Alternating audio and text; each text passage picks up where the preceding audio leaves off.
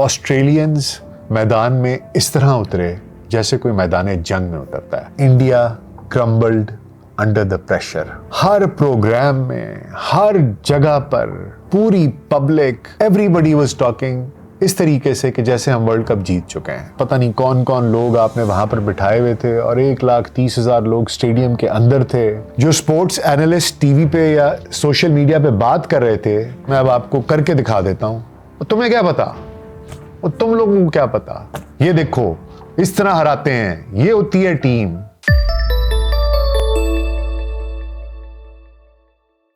VLC podcast में doctor Nasir bag के साथ खाकसार आपकी खिदमत में हाजिर है। वर्ल्ड कप का किस्सा तमाम शुद्ध, कहानी खत्म हुई।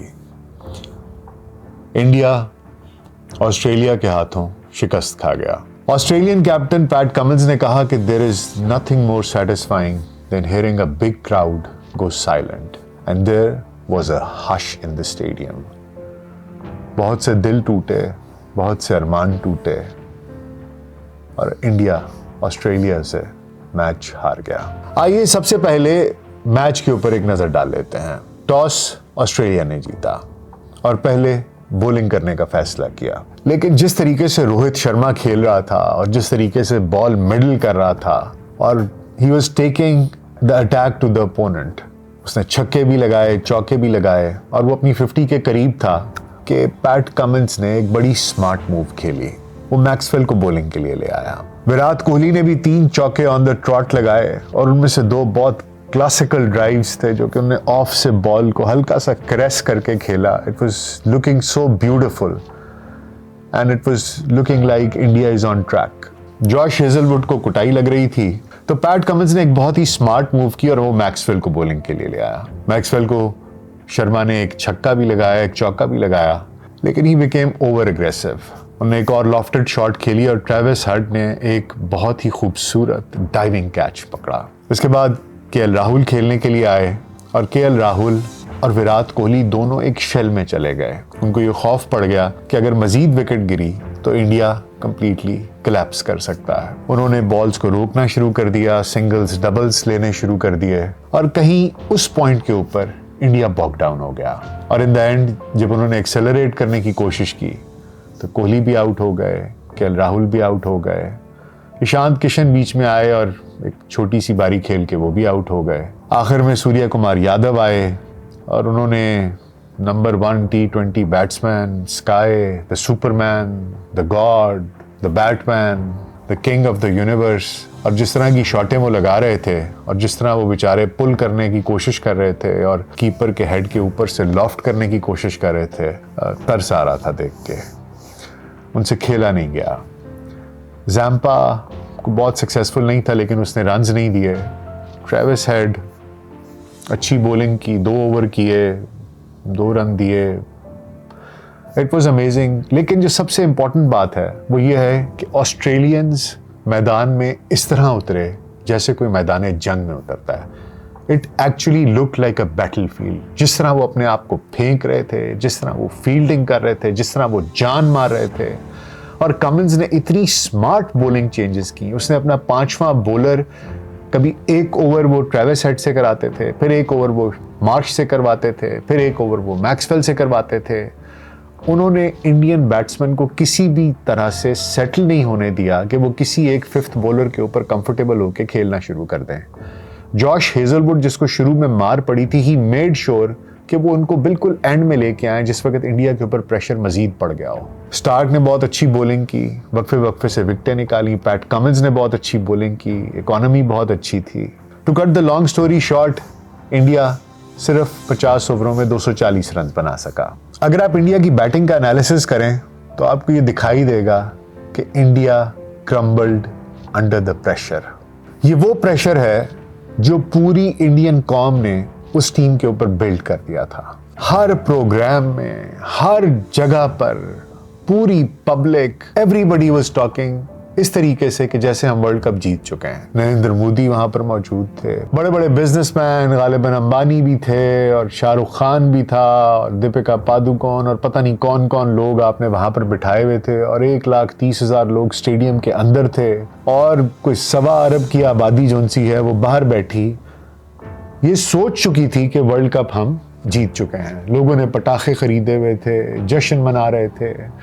जो स्पोर्ट्स एनालिस्ट टीवी पे या सोशल मीडिया पे बात कर रहे थे, मैं अब आपको करके दिखा देता हूं। तुम्हें क्या पता, तुम लोगों को क्या पता, ये देखो इस तरह हराते हैं, ये होती है टीम। यार जब आप इतना गुरूर करते हैं और इतना प्रेशर डाल देते हैं तो फिर ये सारे का सारा आपकी अपनी टीम के ऊपर ही प्रेशर बन जाता है। जब आप ये कहते हैं कि नहीं हम तो तोप हैं, हम तो खुदा हैं, ये जो गॉड सिंड्रोम है ना, this actually was the major reason for the downfall of Indian team in the final, because it created so much pressure that they crumbled under it. Team बहुत अच्छी थी, अच्छा खेली, लेकिन जिस तरीके से आप लोग नारे मार रहे थे और ये दावा कर रहे थे कि हम खुदा हैं, it had to happen. Probability wise भी जब आप 10 अच्छे मैचेस खेल लेते हैं तो प्रोबेबिलिटी ये कहती है कि एक दिन बुरा आएगा।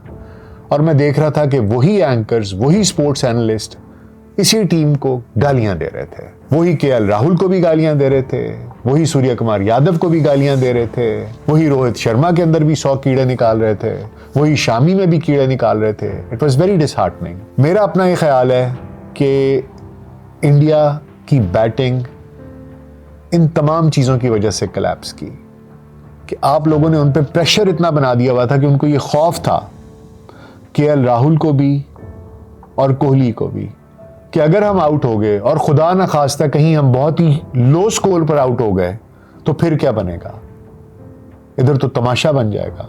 आखिरी जो नॉकआउट मैच इंडिया हारा था वो श्रीलंका से हारा था 1996 में, जिसमें कामली अभी खेल रहा था और क्राउड ग्राउंड में आ गया था और वो मैच अबैंडन हो गया था and it was given to Sri Lanka. तो वो भी शायद in the back of the mind कहीं होगा कि कहीं ऐसा ना हो कि यहां पर कोई ऐसी सिचुएशन क्रिएट हो जाए। बॉलिंग इंडिया शुरू में 3 विकेटें निकाल गया, लेकिन Travis head played a typical Aussie knock. He was not bothered, he was playing his shots, he was playing his strokes. साथ लोबरशैम उसने स्टैंड दिया, शीट एंकर प्ले किया and they took Australia to victory. So there are a few lessons learned. और वो lesson learned ये है कि जब आप जीत भी रहे हो तो stay humble. Humility is the key. जब आप बाहर निकल के बड़के मारने लग जाते हैं और चीखे मारने लग जाते हैं और सीना ठोकने लग जाते हैं कि हम जीत गए, हम तो ये है। मैं धोनी का एक इंटरव्यू देख रहा था, वो किसी पैनल पे बैठे हुए थे और लोग इसी तरह जिस तरह इंडियंस पिछले 1 महीने से नारे मार रहे हैं और दूसरों को बिलिटल कर रहे हैं, उनकी बेइज्जती कर रहे हैं, उनकी खिल्ली उड़ा रहे हैं, उनको जलील कर रहे हैं, ये देखो हम तुम्हें बताते हैं कैसे खेलें। ओ भाई, हर टीम जो बनी है वो करोड़ों में से एक लड़का निकला है। कभी किसी का बुरा दिन होता है, कभी किसी का अच्छा दिन होता है। बाज़ औक़ात आपकी टीम ऐसी बैलेंस्ड बन जाती है और आपको वो कॉन्फिडेंस मिल जाता है कि आप जीतना शुरू कर देते हैं। इंडिया उस जोन में था, उनका बैलेंस बहुत अच्छा बन गया था, जीतना शुरू कर दिया था, मोमेंटम बन गया था, लेकिन की वॉज टू स्टे हम्बल। इस तरह नारे मारना, चीखे मारना, दूसरों को छोटा जाहिर करना, ऐसा लगता था जैसे जो बेसिक एम है वो बस क्रिकेट का मैच जीतना नहीं है, बस ये साबित करना है कि we are the greatest and everybody else is nothing. When you start doing that तो फिर उस प्रेशर के अंदर ही आप क्रम्बल कर जाते हैं। दूसरा रीजन जो मुझे नजर आता है वो ये है कि जो इनिंग्स मैक्सवेल अफगानिस्तान के खिलाफ खेल गया 200 रन की, मेरा ख्याल है उसने ऑस्ट्रेलियन टीम के दिमाग से तमाम डाउट्स दूर कर दिया। उस एक इनिंग्स ने वही काम किया जो कपिल देव की 175 की नॉक ने किया था 1983 में। It gave that belief to the Australians, it brought back that belief into Australians that they can do anything. And when you have that kind of belief you do win. Semifinal में भी south Africa के खिलाफ Australia डगमगा रहा था, लेकिन that belief it kicked in and they won. और final में तो उन्होंने इंडिया को सर उठाने ही नहीं दिया।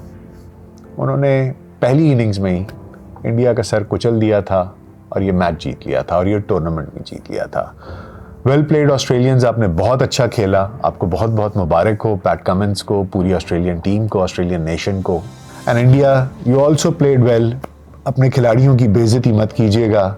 ये वही खिलाड़ी हैं जिनको 1.5 महीने से आपने खुदा बनाया हुआ था, भगवान बनाया हुआ था। वो अच्छे प्लेयर्स हैं, बुरा दिन किसी के साथ भी आ जाता है, लेकिन लेसन लर्नड इज कि जब आप जीत रहे हो तो दूसरों को जलील मत करें और ख़ुद को खुदा मत समझें। एक दोस्त इंडिया के इस एटीट्यूड को कहते हैं the god syndrome. Try to stay away from that. Best of luck for the future ICC tournaments and future matches. अल्लाह हाफिज़।